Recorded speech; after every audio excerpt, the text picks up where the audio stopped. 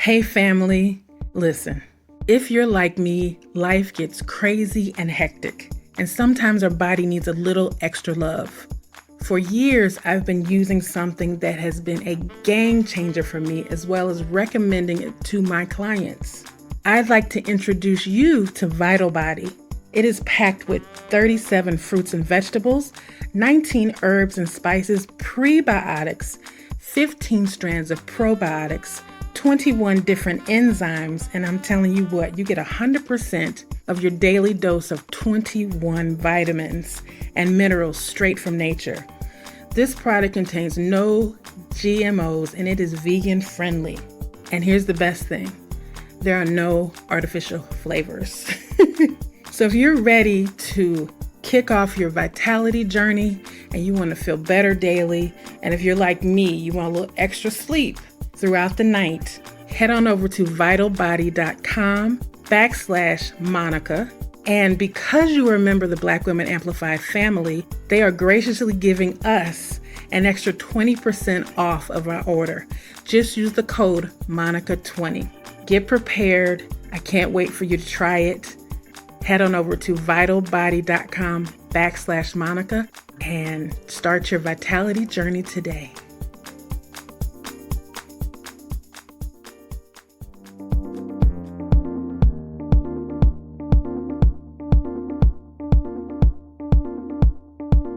Welcome, and thank you for tuning in to Black Women Amplified, the podcast. Your host, Monica Wisdom Tyson, brings you downloadable conversations that matter to women around the globe. We discuss all things Black girl magic, amplify our voices, and transform our challenges into triumphs. Monica calls on her league of extraordinary women to push our boundaries, share their expertise, and stories of personal transformation. Welcome your host of Black Women Amplified, Monica Wisdom Tyson.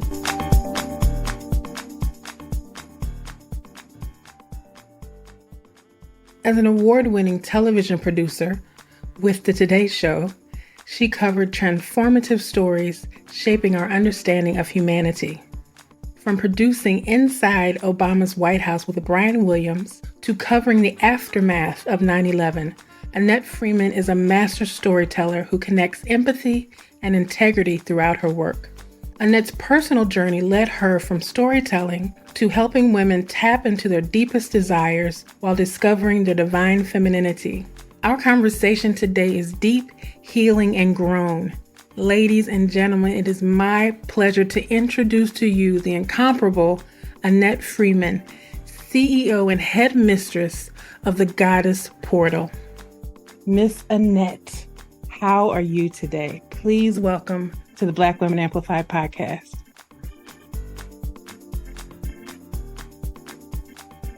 Thank you so much, Monica. It is such a pleasure to be here with you. I'm so grateful that you extended the invitation to be with you and your audience. Thank you for saying yes. We were just chatting offline. She's normally the producer. So we're going to gently ease her into being an interviewee. You have this amazing background. It's so impressive and it's powerful to be a Black woman storyteller. You are a producer and a journalist with an extensive background.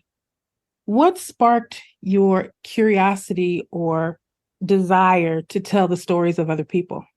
Well, it goes back to when I was young. My father and we bonded over the evening news with Walter Cronkite. People who grew up in the 60s and 70s knew about Walter Cronkite, and that was a way of bonding with Dad to watch the evening news. And so I was always interested in journalism. I was one of those kids that ran home to not watch cartoons, but watch the news. When CBS Sunday Morning started, I think it was in 1977, 78, something like that. I was in high school, and that was my favorite show, CBS Sunday Morning, like a news show. And I've always loved news because I always loved hearing about stories about other people, on how other people lived, what was going on. And I just needed to keep up with current events. And so I've always had that passion for that. Now, are there other storytellers in your family? Well, no, I'm pretty much the only one. My parents were from the Caribbean, and my father worked for Pan American Airways, Oh, and my wow. mother worked for Chemical Bank, which is now morphed into now it's JP Morgan Chase.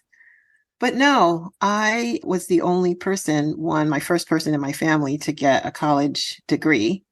And my college degree was actually in psychology. But what was interesting is that I went into business, but gnawing at me to be in television and to do documentaries was always there. Mm-hmm. So I worked in corporate America for 12 years. And then I have to leave. I have to go and pursue my passion. So as I was going up the ladder in corporate America, I left and I went back to school. I got accepted to Columbia University Graduate School of Journalism. I was a single mother at a 5-year-old at the time, and I got accepted. I couldn't believe it, but I got accepted and then started my journalism career. That's amazing. What was it in you that said, because here's the thing, I find that we tend to live the lives that other people think that we should live.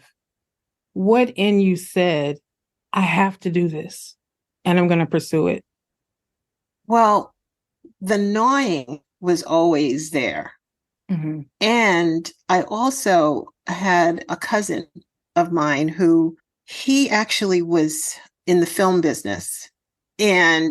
But the way he got there was very interesting because he lived in Brooklyn. And at the time in the 70s, Dino De Laurentiis, I think it was Dino De Laurentiis, was making a film in Bed-Stuy called The Education of Sonny Carson.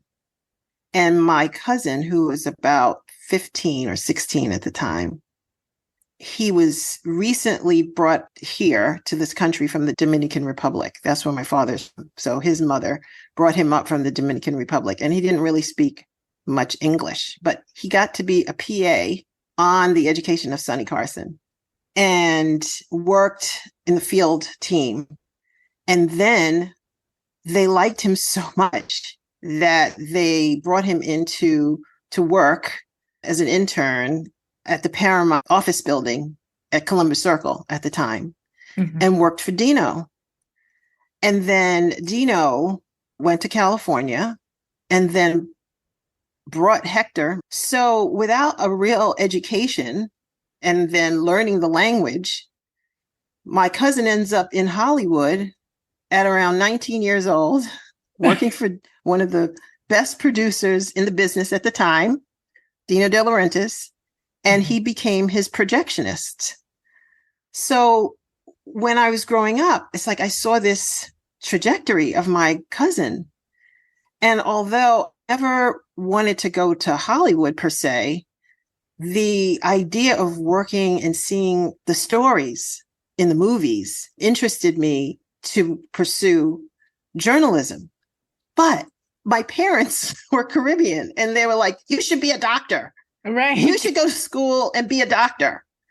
And so when I went to college, I started in chemistry and I took math, and I was just going to be in biology and be on that science track to be a doctor. And I hated it. So then I decided that I was always really good with people. And so I said, well, if I'm going to be a doctor, maybe I can be like a psychologist. So I left the medical track and went into the psychology track. And I graduated from Howard with a Bachelor of Science in Psychology. But even with that psychology, I'd never pursued like a higher education. I got recruited by a company in New York. And then I started working in a public utility because it was like, oh my God, you're going to pay me this amount, and got recruited right out of school. And my grades weren't all that, but there's a job. And so that made my parents happy because I'm graduating out of school. I'm going right into a job. It's with a public utility and you'll have a job for life. And so I satisfied my parents' wills and wishes for me. I was set. I was done. So that was like, I worked there for 12 years and some of it was really good, but that wasn't my passion, Monica. That wasn't my passion. And so it did get to a point where it's like, I had to make that move. And I did. I never looked back. So what was your first entry into journalism? So my first position was a news associate at NBC News. It's a program for people of color coming out of college, graduate school, because I don't think they take undergrads, coming from graduate school. And you do a year and you get to work in 3 or 4 different news programs at NBC. So when I came in, my first division was I worked in news productions, which was like the documentary division of NBC. Then 4 months later, I got transferred to the Today Show. So I worked a couple months at the Today Show. And within that time, if a department wants to hire you full time, they can do that. So by the time I was with the Today Show, the first department that I worked at wanted to hire me full time. So I got hired out of the program before I finished. And that, again, was a godsend because now I'm full time. Now I've got full benefits. Now I can then start my career at NBC. I had a contract. And so I started in the news productions division, which was their documentary division, a division of Dateline, NBC. Oh, cool. That's amazing. And you went straight into hard, like traditional news. And you were at a time when news was news, as I say. It was news. Before it was well, let me just, yeah. I mean, let me just be real straight up with you. When I graduated I was the class of 2000 and 9/11 was 2001. So I had been out of school for a year working in the news division, working in this documentary unit, and then 9/11 happened. And I have to say, like, that day I saw, oh, Annette, you are now a journalist. Because that day I came to work, I had on like a suit, I had on heels that day. And I remember when I got into my office, it was on all the televisions because I was on the train when it happened. So I got to the office and, we all had it on. Everybody, it was like we all had it on. And I was like, oh, I don't know what to do. Like, because at that time I was an assistant producer. We did documentaries. And so, my senior executive producer, like, got us all together. And then I realized, oh my God, I'm wearing heels. So I went out really fast around the corner. I went into a store, I bought some sneakers, and I went right back to work and was at work for hours because you couldn't get on the subway. And then I had to realize, like, oh my God, my son, like, he's in school. So at the time, my dad, he was my ex-husband at the time. We really weren't speaking, but I had to make sure that my son was picked up from school. Of course, he picked him up. And I remember not getting home until maybe 3:00 in the morning, and then having to be right back at work for weeks on end. And I'm grateful that I had a support system of my aunt, my mother, my dad. They were all there to help me through that situation because everybody was in work at the time. I mean, it was horrible. And being in the news was the most stressful time in my life during that time, because not only was it physically hard because you had to be at work, working on stories nonstop. You had people who were affected in the city, of course, by 9/11. And then you're looking at this footage that you're still in disbelief at what you're seeing. And then the smells in the city, you couldn't get away from the smells of the city. So that really was an eye-opening experience of being a journalist in New York covering 9/11. That really was like, okay, you're in. That's it. Yeah, you could no longer be working on it. You had to be in it, because not only did you have to manage your own emotions of being a person in this country that just got attacked, you had to tell the stories. And then you had to check the stories, and nobody knew what was going on. I remember it vividly. And I went to New York actually for something Aziz was doing. And I remember walking around and I could still smell it. And I was like, oh my God. I said the smell, and I could still see the soot on the side of the buildings that weren't hit. And I was like, and I just stood in I don't know what street I was on, but I just stood in the street. And New York I'm a Midwesterner, so we're just gonna stand there. And I just remember being like, I can't even fathom what it was like that day or even that week, because I can still smell it. Right. And so if I can still smell it, and it's been through snow and rain and all the things, I can't imagine living here and having that memory every time you breathe. Yeah. And so, wow, amazing. Yeah. I went down to Ground Zero a few times just to look, because my job was to go through footage. I was an assistant producer at that time. So assistant producers, you scroll, we tape at the time. So we scroll through tape after tape after tape after tape, logging it. What do you see on that tape? So when you need to give that tape to an editor and a producer and a writer to create the story, they know what shots and where they show up on that tape. So that was my job, to log a lot of that material that was coming in.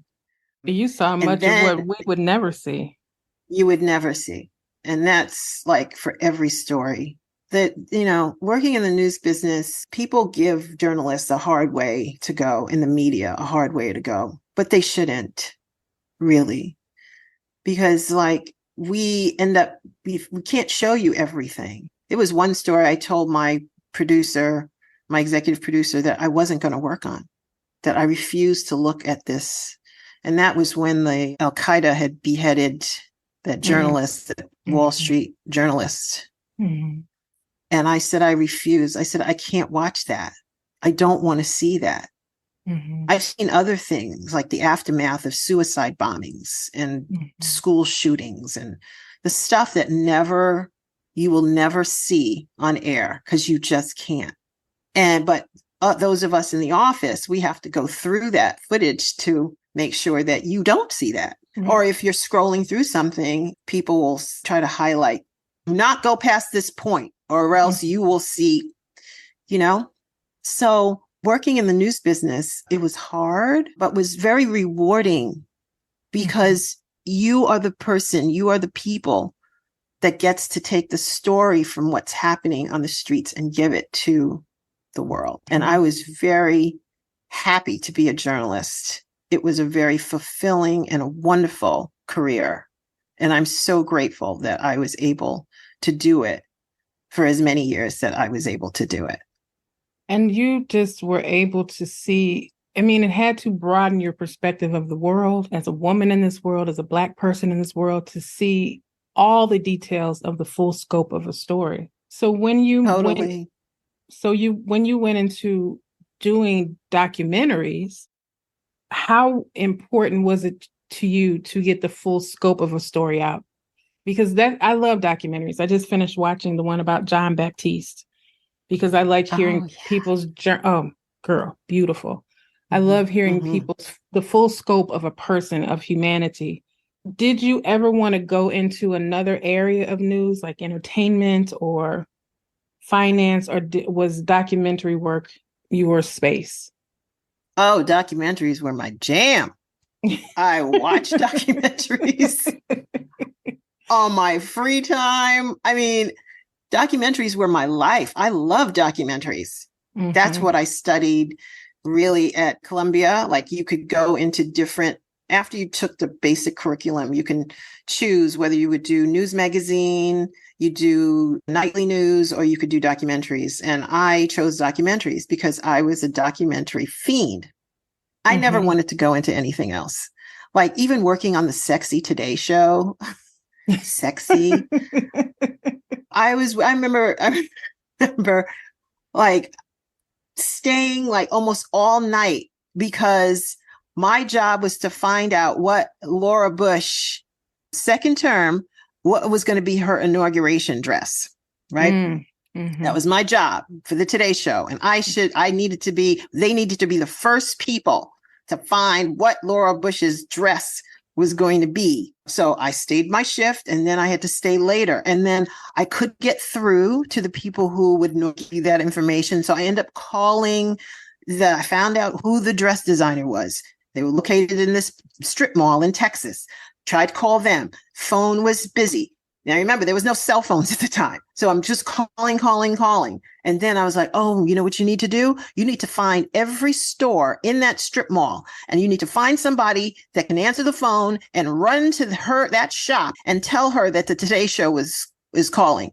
So I find somebody. They worked in, I don't know, a cleaners in that strip mall or something. And then I said, would you let her know? And I want you to run there and tell her, give her my number and I'll be right here. And then she calls me back. The designer calls me back. Finally, it's like 10 o'clock at night. I had been at work since 5 a.m.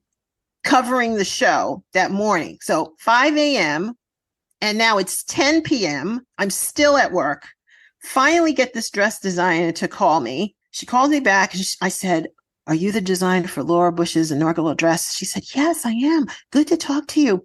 And I said, we would love for you to come on the Today Show to talk about her dress. I know you can't show the dress, but maybe you can show us some designs that she has in mind. She's like, of course, I would love to. Oh. Okay. I said, we'll send a crew to you and we're going to do a satellite and we'll schedule you for the 7:30 or whatever. After the hard news, it's like 7:30 or 7:45 she'd be on. She's like, great. But I just want to let you know that Good Morning America is going, I told them I would do them first. So you guys are going to be second. So I was like, okay, great. So I hang up, I call the senior producer. I said, I finally got the dress designer on the line. She said she'll do our show, but she's going to do GMA first. Did I get a cussing out that night?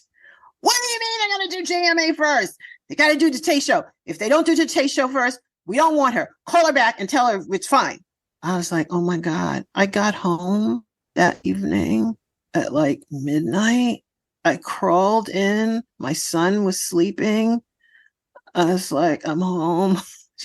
Luckily, my aunt lived upstairs, so he was with my aunt. Mm-hmm. And I was like, I am not going to spend my career doing this. I'm not. It sounds sexy, Today Show, celebrities, and all of that. But you know what? That's not my interest. And that's when I said yes to the documentary unit. I mean, the violence that would have come out of me in that moment. And to have to suppress that level of violence that would have come out of me in that moment. I applaud you because I promise I'd have been in his front door. Right. Right. Oh my God. I was like, what? I got her on the line. She'll just come on after GMA. That wasn't good enough. And that's what made the Today Show back then.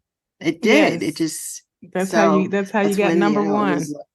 Right. It was Kadick, Matt Lauer, Al, and Ann Curry. The dream team. Yeah, the dream team. Mm-hmm. So you have worked in the documentary world and you have done something that I'm super curious about.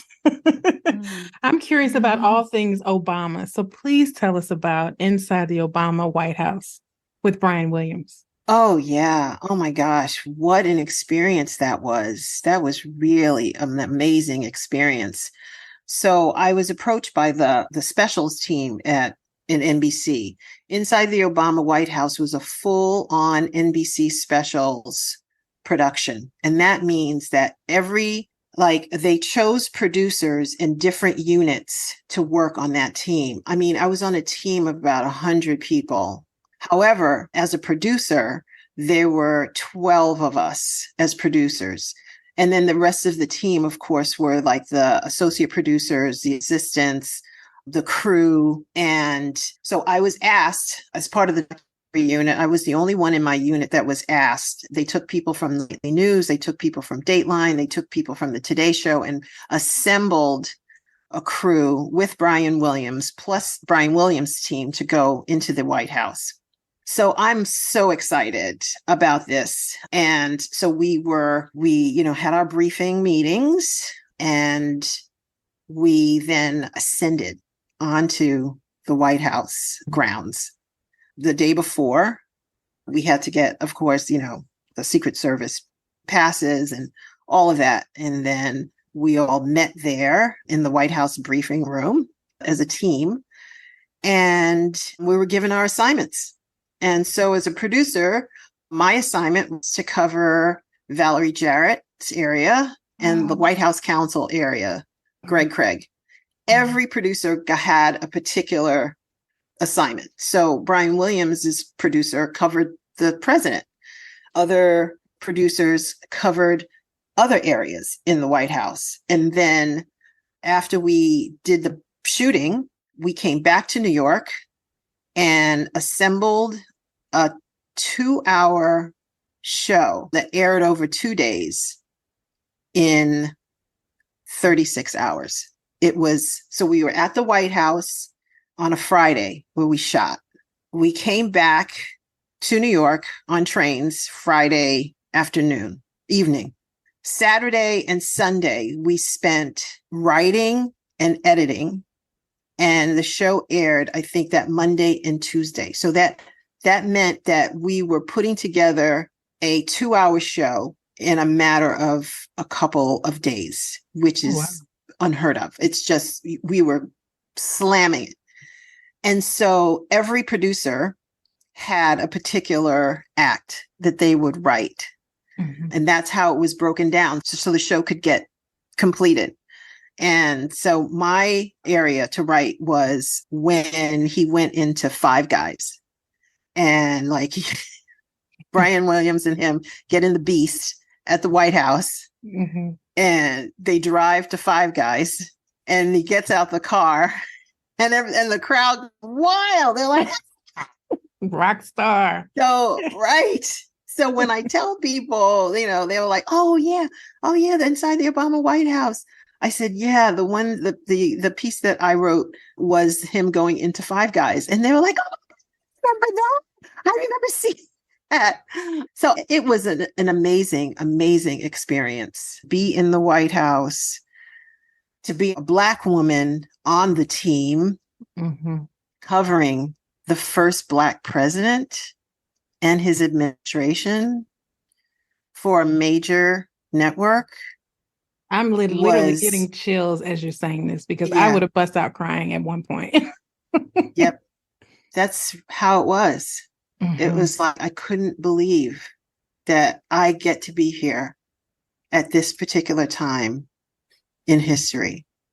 Mm. And another thing about being a Black woman at that time covering the Obama White House was, before he was elected, there was the primaries, and we didn't have a documentary made about Obama at the time. At the time, people figured it was going to be a Hillary, John McCain scenario. And this Barack Obama was kind of like, he's mm-hmm. coming out of kind of nowhere. He's a senator and it's great, but they were on the Hillary team if you were a Democrat. And mm-hmm. if you were a Republican, you were on the John McCain team. So Barack Obama wins Iowa, and our news division goes crazy, because we now start to realize this guy is in contention and we have no background on him. There's no documentary. There's no historical anything that the news division had put together. Now, if you know news divisions, they usually will have, like, you wonder, how do they get those, like, when somebody passes away, how do they get those documentaries about them out so fast? Right. It's already done. They only put on a new top and a new bottom, but the rest is there. So you have already something about Hillary. You already have something about John McCain. You already have stuff around people who you kind of feel is going to be in the news. We had nothing on Obama. So I was asked to be part of this team to put together the first documentary about his life. And here's how it came in to be wonderful to be a Black woman, is that I went to school with Santita Jackson, who I had heard through the grapevine was Michelle Obama's maid of honor. And Santita and I went to Howard together. Now, I hadn't spoken to Santita in a while, since college. And now we're in 2008. I call her up and I was like, hey, I heard that you were Michelle Obama's maid of honor. I'm doing a documentary on Barack Obama, and I would love you to be a part of it. And she said, Annette, I've got to make some phone calls, but because I know you from Howard and I know you treat this with the utmost of integrity and professionalism, I'm going to do it. So she gave me the first interview that was ever done about Michelle and Barack from an insider's perspective. And no one at the time had known, really, unless you were on the inside, that they were so close, that her and Michelle went to school together. I think Michelle's dad used to drive them to school. They were best friends. And so people in the news division didn't even know. And so I became like, oh, Annette knows something. She's got some intel. We're all cousins. So yeah, we're all cousins. That is amazing. It was that HBCU connections. And it is true. We treated that documentary with the utmost professionalism, the utmost care. It was very well done. We had to do it in a very short amount of time.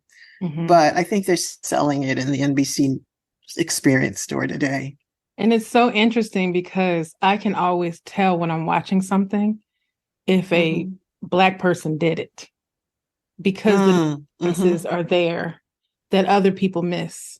And how we look at each other, just an inflection in our mouth or how we move our neck.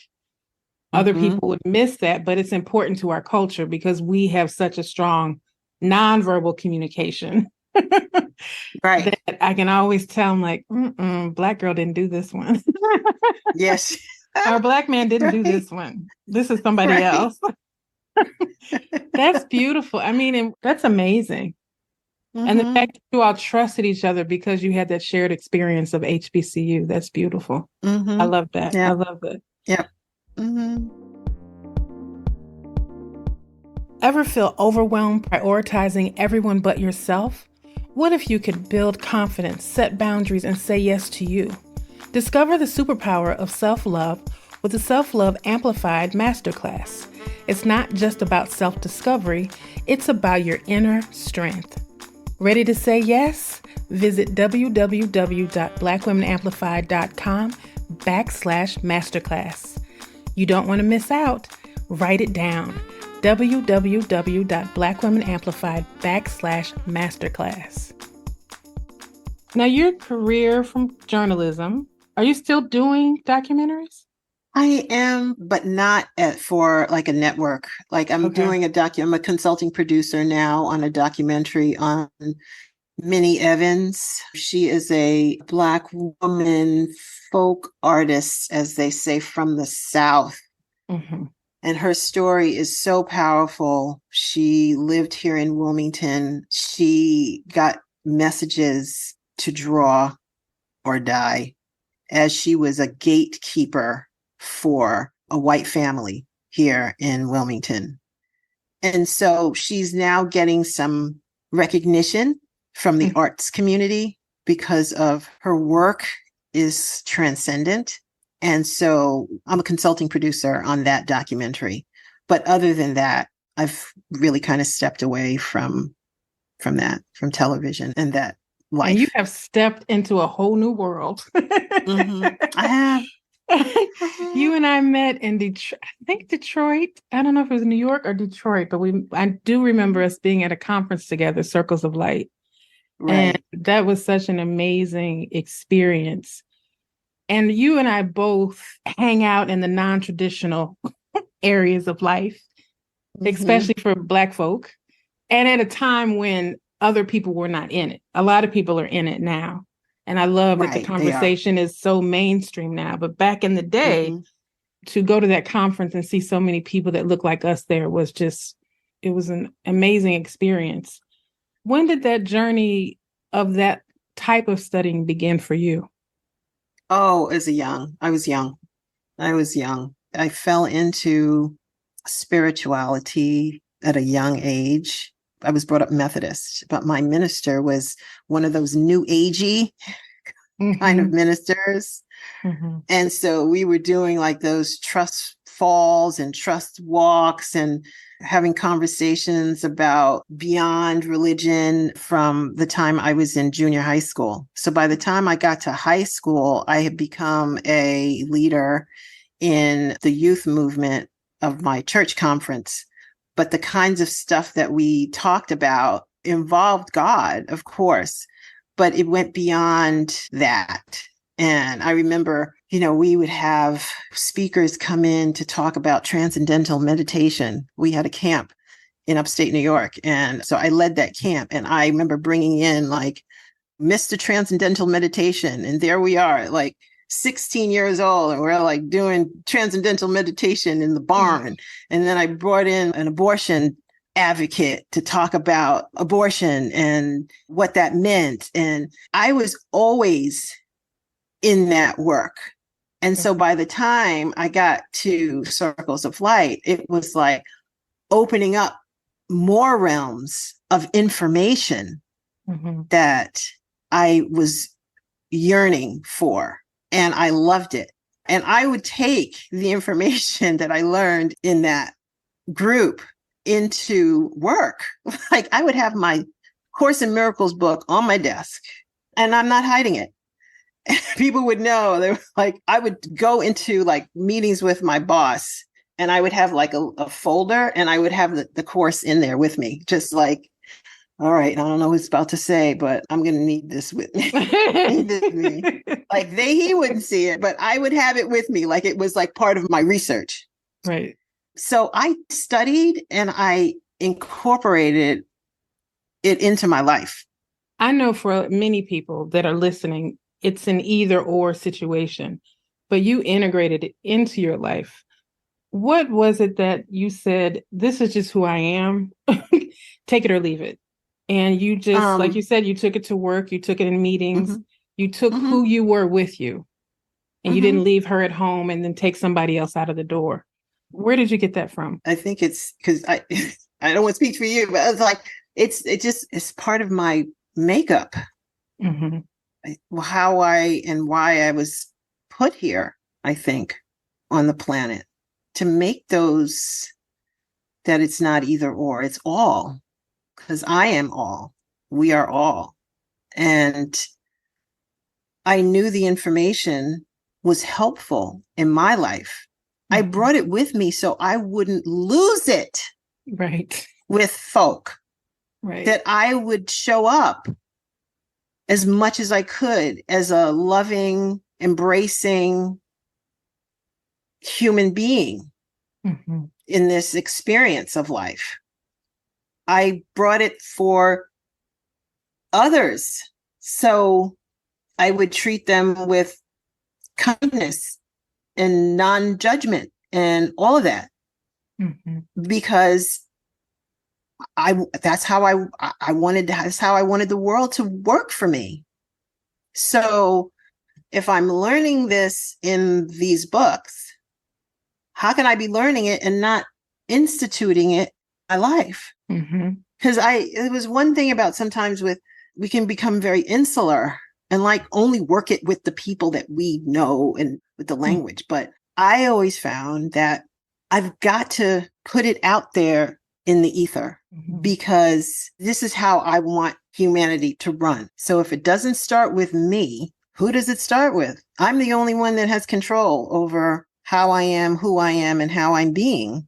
That's it. I can't control you. I can't control anything, but I can control me. And if I can show up at a meeting and I can be a complete channel and hear you out without judgment and just have you be who you are and I be who I am, it makes a difference incrementally in the news business. And people will tell you even now, like after I've left, there's people who I have interacted with and I have met and I become unforgettable. I'd be like, oh yeah, remember that producer? They don't know my name, but they know they would remember the experience they had with me. And that goes for when I showed up at Virginia Tech in Blacksburg at a school shooting, right after a school shooting. I was sent down there to do a story and bring back footage for a documentary we're doing, and how I show up with victims and their parents. It makes a difference. It does make a difference because you see them, not the idea of them. You see the people, and that helps them open up to you, and it builds a trust factor. But more of that, you have integrity with your work. You're not being one way just to get the story. You were just truly curious and open to whatever they feel like sharing. And so that makes your storytelling much stronger and more impactful because it's the truth. It's the honest. It's the honesty. It's the honest truth. Right. I'm not trying to. You're not trying to be a producer. You are telling a story. I'm a person. I'm a human being. And I'm a human being that whose work is to tell your story. How did it affect you? What did you see? What did you notice in that way? There's some people who go down and it's like, oh yeah, I got this, make sure you get this main person, make sure you get this. And they come back with all the right elements, all the right ones, and they get promoted and because they always come back with the right ones. Most of the time I come back with the stories that will resonate with people. That's powerful. And so I may come back with 3 interviews. Other people come back with 9. I spent a little bit more time. Their parents want to be involved. I had to wait a little bit because whatever, they were on the phone with their grandparents. So I come back with 3 interviews, but they're good instead of 9, whatever. And now I'm no longer doing that.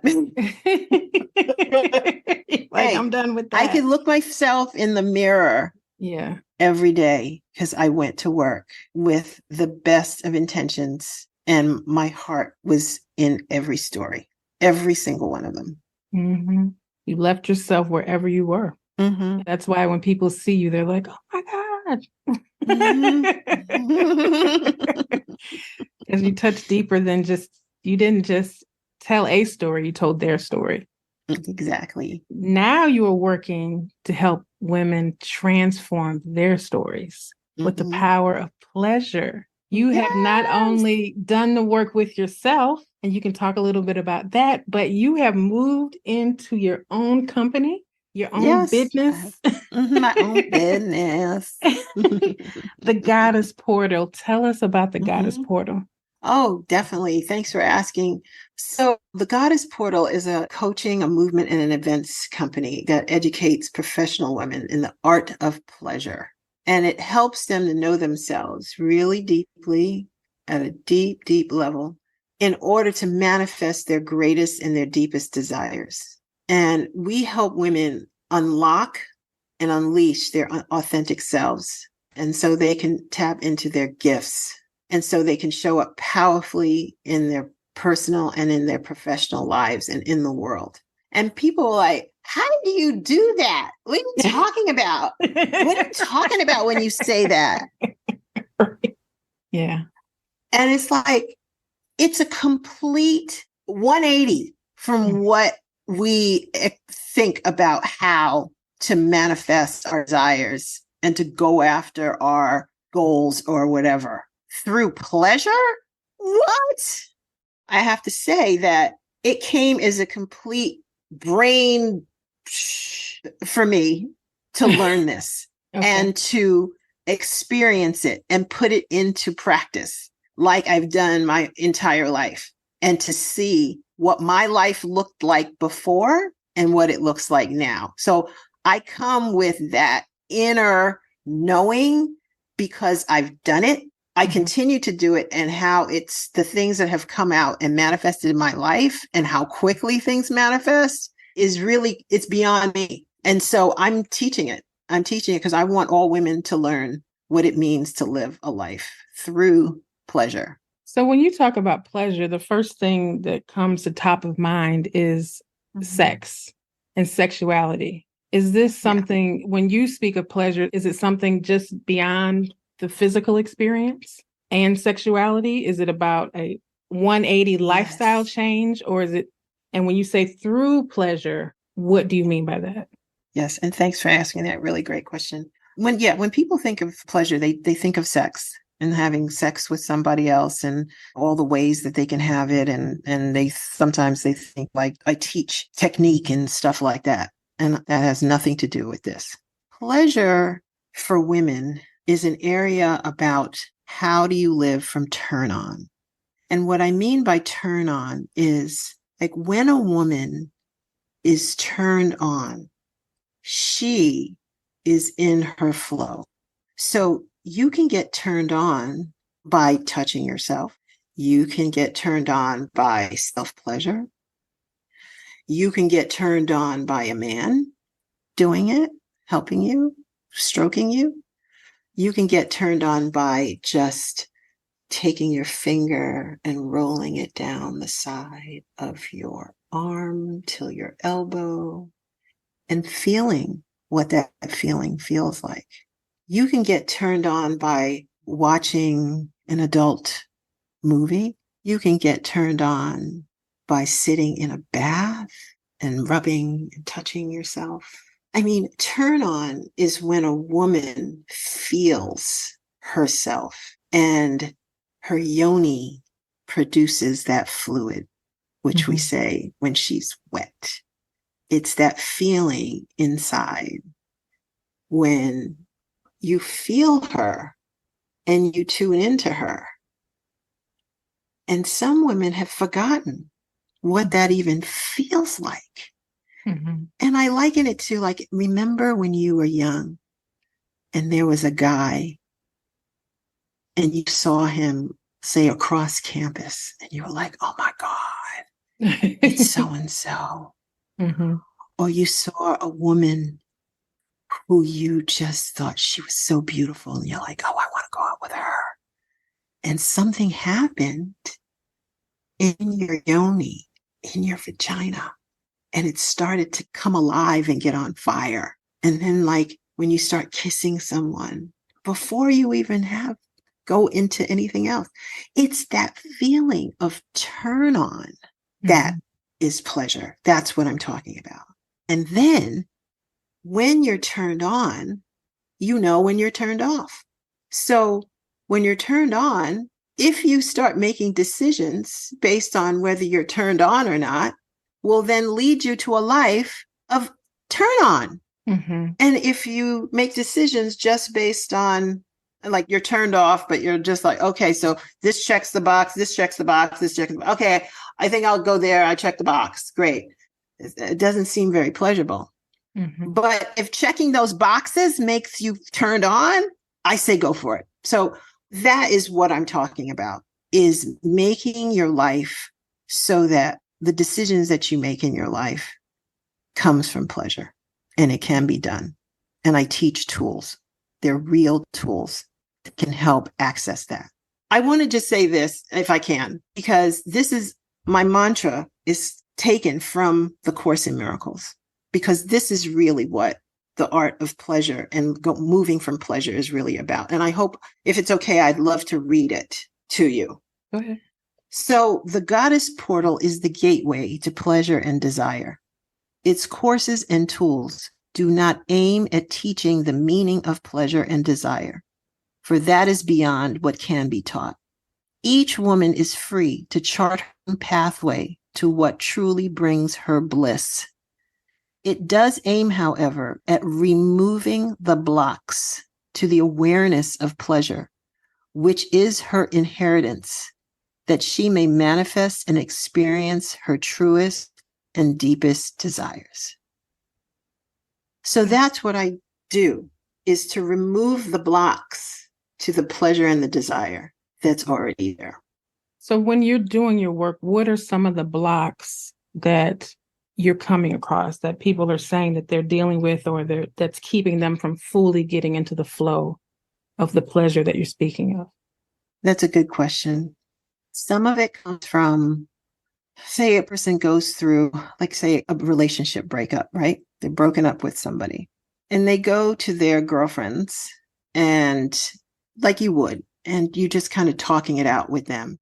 But that doesn't seem to, it helps a little bit, but like you go home and you're still next to your bed on your knees crying. Then they're like, okay, so you seem to be, this is distressing you too much. Why don't you might want to go see somebody, like a therapist, right? So you go to a therapist and you talk it out, and they give you ways to handle and stuff like that. And that's great, but you're still talking about it. What we do is we give you actual tools that doesn't give you advice, but allows you to move through your emotions in a way that takes them through your body and out into the universe. Mm-hmm. So what we found, and what I found, I'll talk for myself in my life. I was dealing in a relationship for a number of years, and this man told me that I was too old. No harsher words have ever been said to a woman, that she's too old. I had that tick in my head for most of my late 40s and early 50s, because I was 48 at the time. And it hurt me so deeply, more than I could have even realized. It prevented me from dating anymore, even though people were like, oh, you're going out. Yeah. And I would be like, yeah, I'm fine. But that tick was in my head. I'm too old. And it just stuck there until I went to the School of Women's Arts, and I learned this technique called spring cleaning.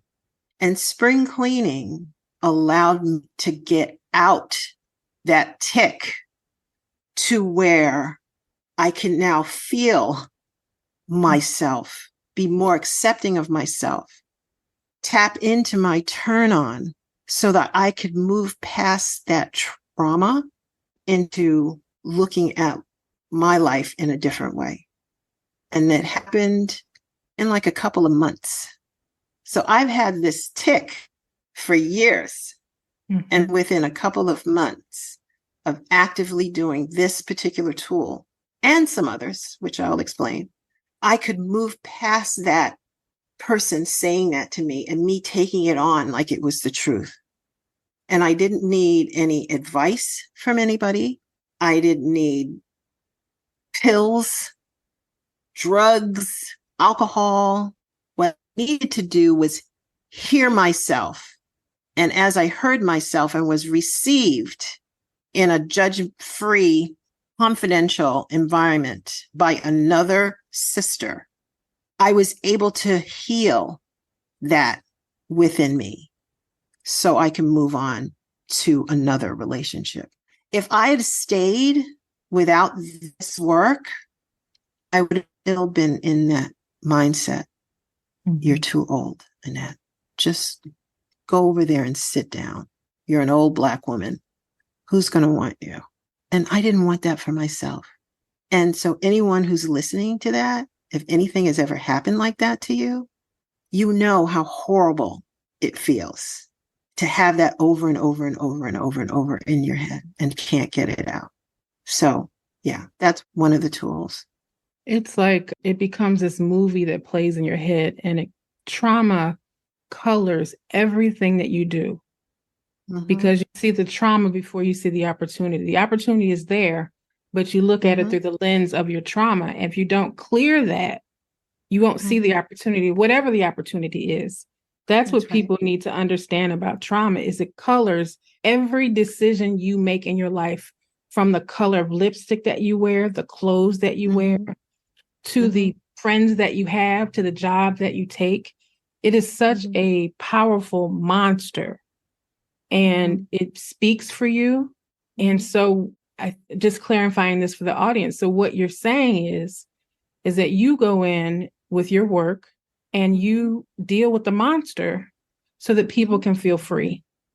Exactly. And the ultimate exactly goal of it is freedom. And for Black women, we have such compounded trauma because it's not only our personal experiences, it's experiences of living in the society, and it's generational.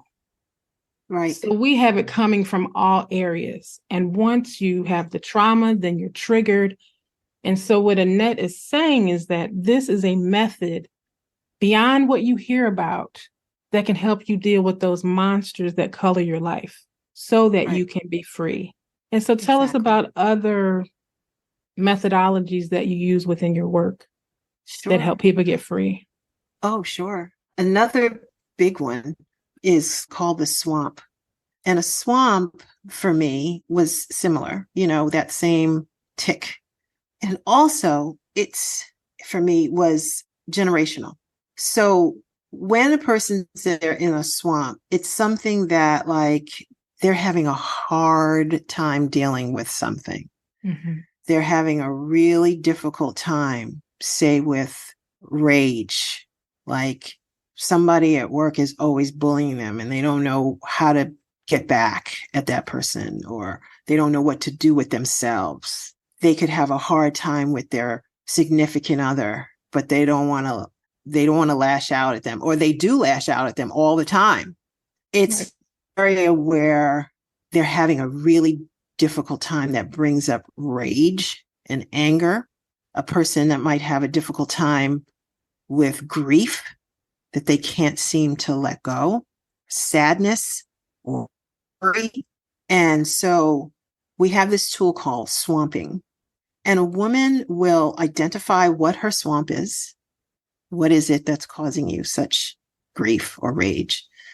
She'll write it down. And then we go through movements with music to move that energy out of her body. Mm-hmm.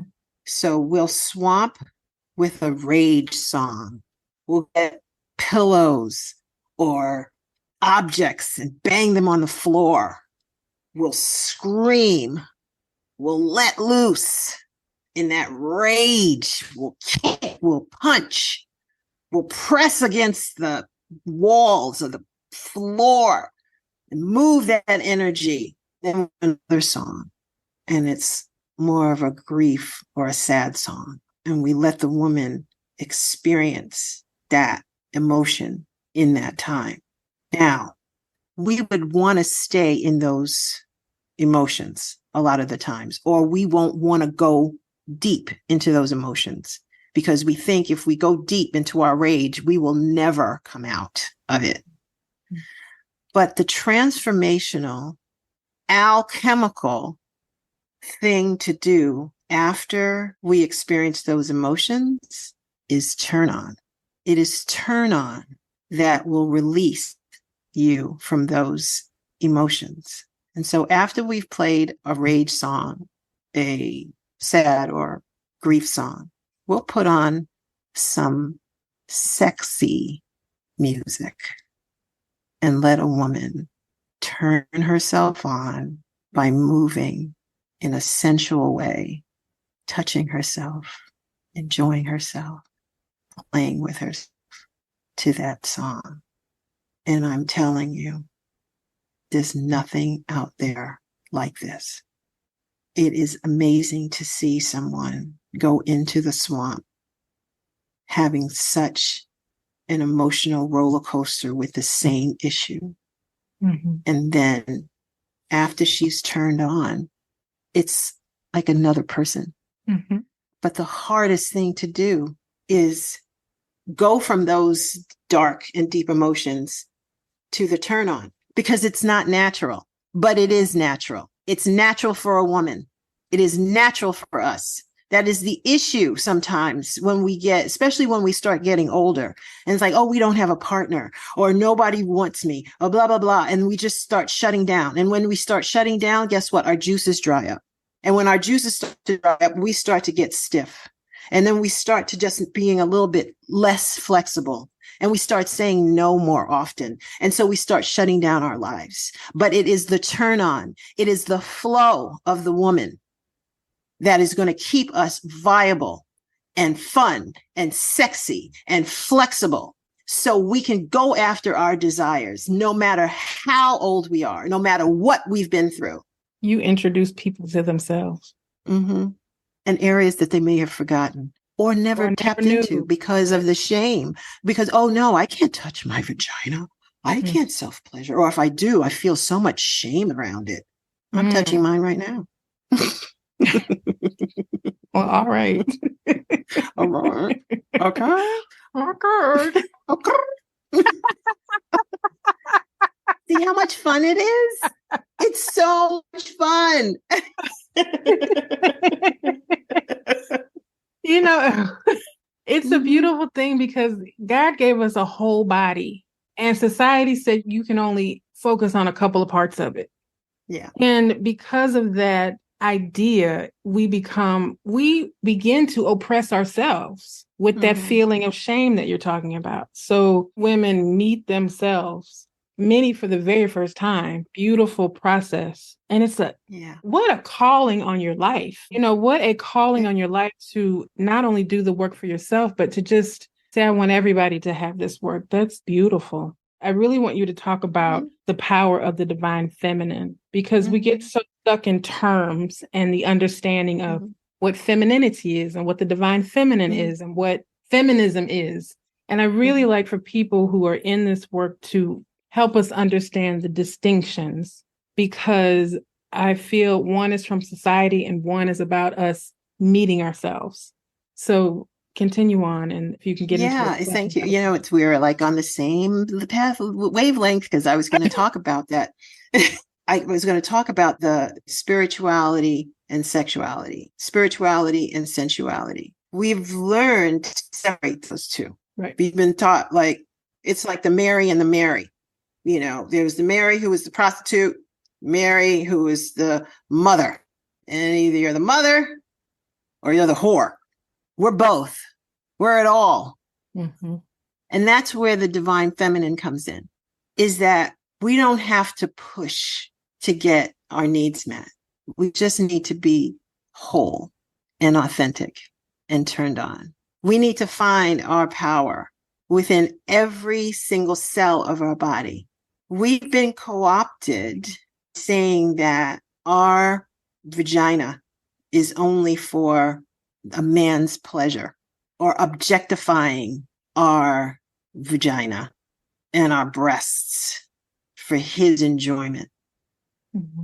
Or we dress to impress or try to do our other women. We get into that ridiculous competition game around who's better looking and who's thinner enough and who's blah, blah, blah, blah.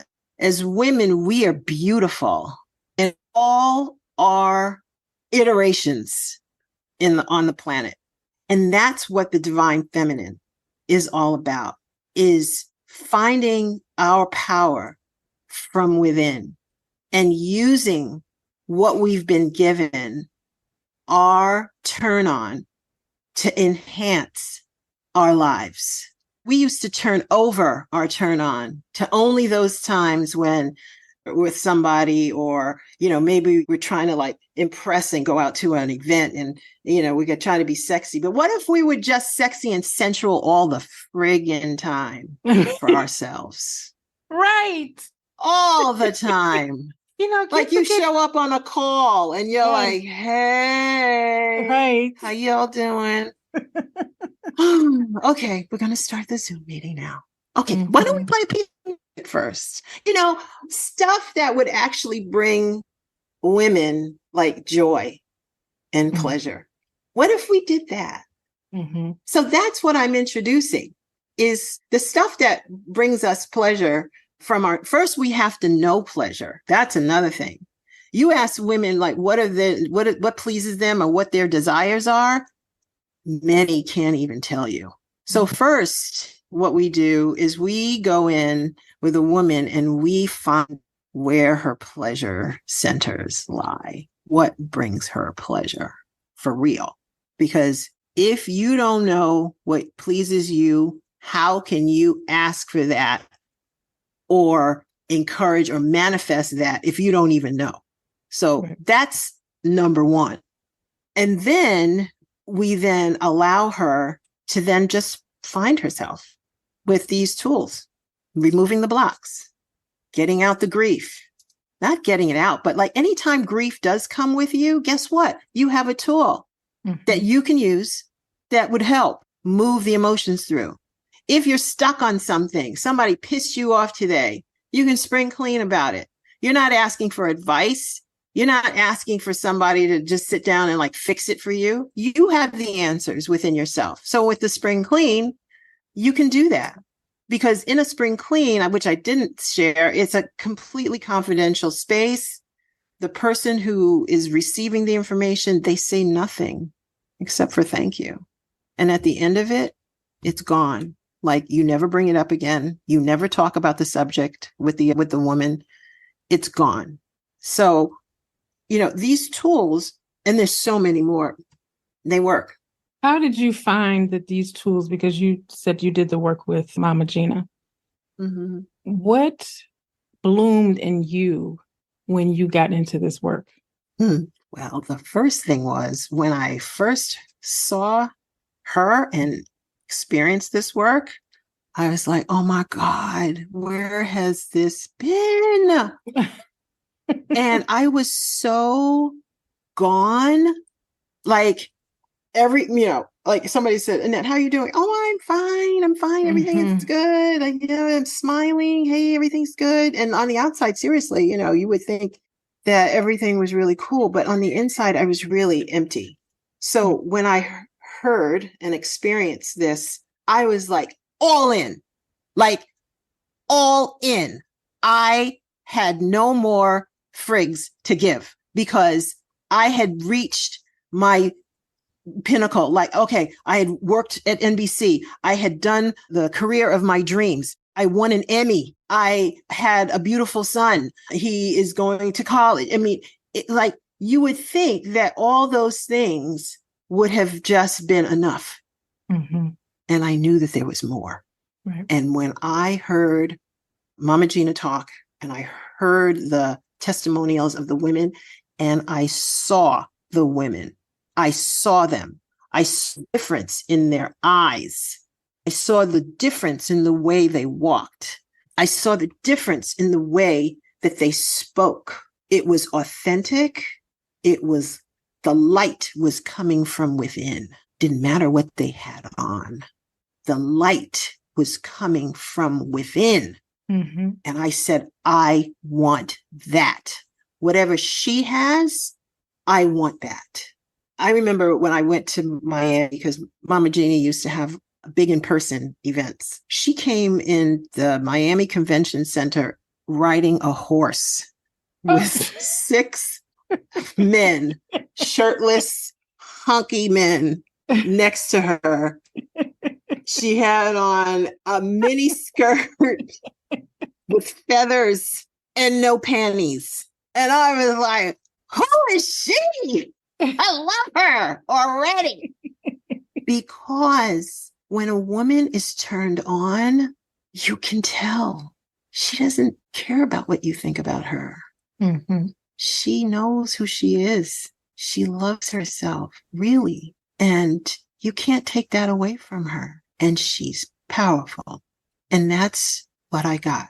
My life is really different, Monica.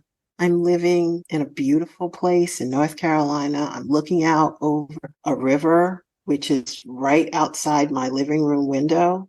My partner, who courted me at 55 years old, told me, said, Annette, if you move with me here, you don't have to work.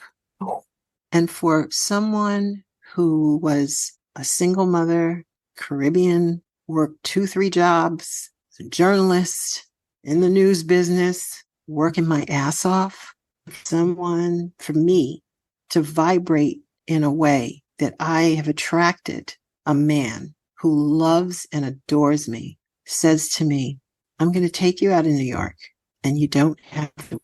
That was 5 years ago. And I have been having the time of my life. A I'm a round different of person. applause for him. Yes, Lord. Mm-hmm. Hercules, Hercules. That is so beautiful. I mean, that's Mm-hmm. freedom. That is freedom because you feel safe. Mm-hmm. And for Black women, it is so hard for us to feel safe. Yeah. So for someone to provide a space for you to be yourself says a lot about him as a person, just as a human being. But it also says something about, it's a testament to the work that you have been doing. Mm-hmm. Because it's not something that you were looking for. You just knew that you deserved better, but you didn't know what better was going to look like. So you just did the work. Right. And this is the what work. you manifested. You did the work, and this is what manifested. So you're a testament of the work that you do. Oh. Exactly. I didn't know. So one of the things that we say in this work is when a woman says her desire, we say, and so shall it be, or something even better, way beyond your wildest dreams, to affirm what she has said. And it's true. This is my so shall it be. And it's also, and something even better, because this was way beyond my wildest dreams. I did the work. I took on this work like it was a PhD program. I was in it for the study. I did the work. I did the tools.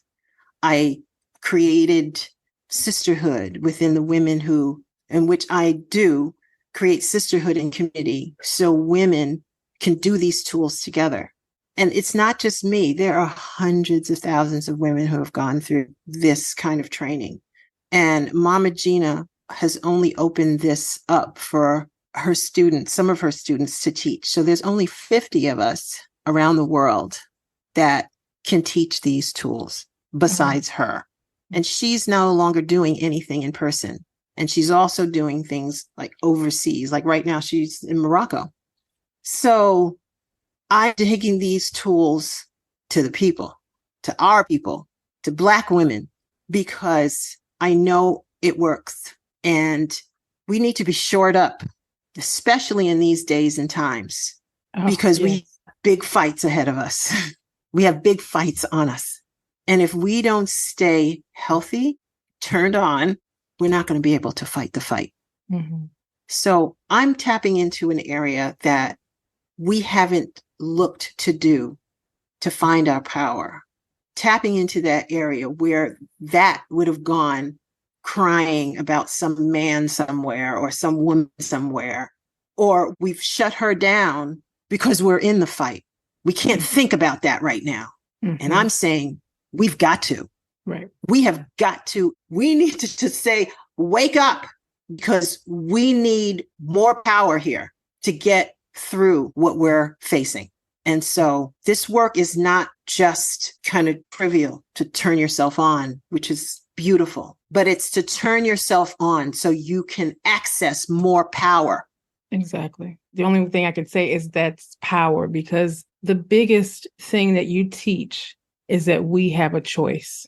Because most people feel when they get to a certain age that this is just how it's going to be and this is just how it is, because that's what our parents taught us. And the truth of the matter is we always have a choice.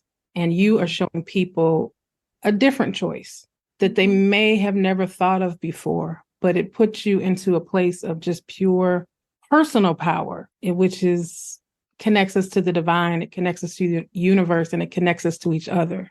Right. So I love what you're doing now. I love how your work has evolved. I have, watched you from afar, and I get to see bits and pieces of it, but to hear the full breadth of what you're doing and the full arc of your story is just absolutely beautiful, because it's not even about a second chapter. People talk about, I'm on a second chapter. It's like, no, you're evolving into yourself, which is a different experience, because we, as Black women, are often told that we don't deserve for a man to take care of us the way that we want a man to take care of us.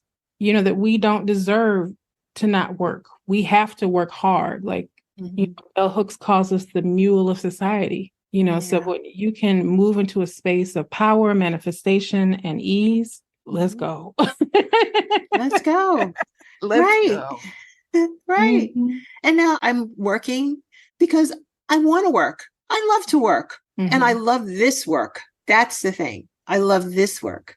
And I get to do this work. And, there are other women who have done all kinds of other stuff with this work. There are women who I know who they were rich women. One rich woman that I'd met in the program, and she used to give her money away to lovers here and there. Just, he find, they get involved in a relationship and like, oh, he wants to start a business. And so she's giving the money away to that person. And she came into this work and she's like, she made other choices. And so a choice that she made was she had family who was produced on Broadway. And instead of giving her money away to some lover, she's decided for the first time that she was going to invest in a play. That play ended up going on to Broadway and then winning a Tony. So it's not. What's the name of the play? I can't say because I can't. I can't tell you. I'm saying a story that was something that was in. We have confidentiality, but it ended up winning a Tony, and it's over the last I've been in this work for 9 years, so it's one of those Best Picture. But that's to say that. This work, when you say a desire, and so shall it be, or something even better, way beyond your wildest dreams, once you start removing the blocks to your awareness of pleasure, which the tools do, you don't know what's going to unlock for you that will be the exact thing that you needed to catapult you to your desires. Well, thank you. That's what this work does. That is absolutely beautiful. I don't know what more we could say right now about all of this. It's a lot to take in because for many people, this is a new conversation. And I just want to thank you for sharing your entire story and to see, like I said, to see the arc of what you've done and what you're doing. In all of it, you have been true to yourself, which is in itself is powerful. And I think that Mama Gina just gave you new language for what you already knew within yourself. So before we conclude our beautiful conversation, I could talk to you forever. What is one thing that people can do at home? What is one question that a woman could ask herself to start her journey of finding herself? That's a good question. I would say this.